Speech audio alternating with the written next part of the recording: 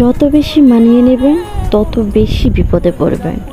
যত বেশি সহ্য করবেন তত বেশি মানুষ আপনার উপর চাপাইয়া দেবে। ভদ্রতা, বিনয় এসবের কোনো দাম নেই এই সমাজে। এরা ভদ্রতার বিনয়কে মনে করবে আপনার দুর্বলতা।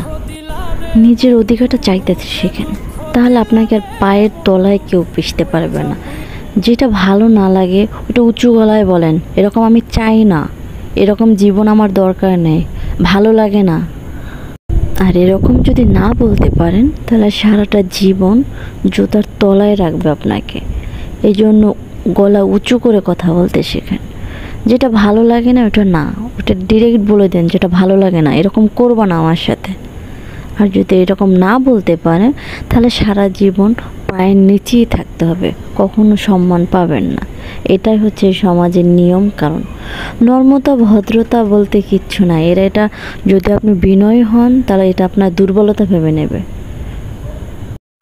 তাই নিজের বিনয়কে দুর্বলতায় পরিণত না করে স্ট্রংভাবে বাঁচার চেষ্টা করেন।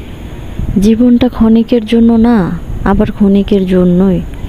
দুইভাবে চিন্তা করলে দুইভাবেই চিন্তা করলে যে বাঁচবো কতদিন, আর যদি মারাও বা বললেই তো আর মানুষ মরে যায় না, লং টাইমও বাঁচতে পারে।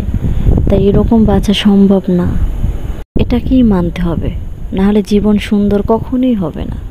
পরের উপর ডিপেন্ডেন্ট কখনোই থাকা যাবে না। নিজেকে নিজে স্ট্রংভাবে চলতে হবে, যাতে আপনার দুর্বলতা, আপনার ভদ্রতা, নর্মতাকে কেউ দুর্বলতা ভেবে আপনাকে পায়ের নিচে পিষতে না পারে। এটাই সবসময়